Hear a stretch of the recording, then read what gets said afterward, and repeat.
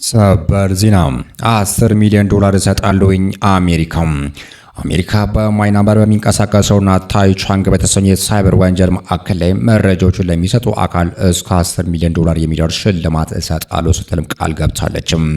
ሽልማቱ የማዕከሉን የገንዘብ እጥበትን ለማቆምና በማጭበርበር የተገኘውን ገንዘብ ለመያዝ የሚያገዝ ጥቆማ ለሚያቀርቡ የተዘጋጀ ነው ሲሉም ተናግሯል።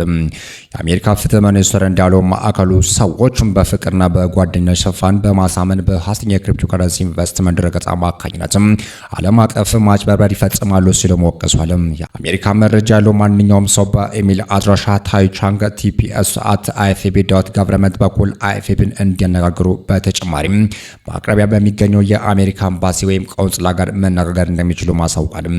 በደቡብ ምስራቅ ኤዥያ የሚንቀሳቀሱ መሰል ማዕከላት በአሜሪካውያን ላይ ያደረሱት ያሉት የገንዘብ መጠን በ2025 ብቻ 7.2 ቢሊዮን ዶላር መድረሱንም አሳውቋል።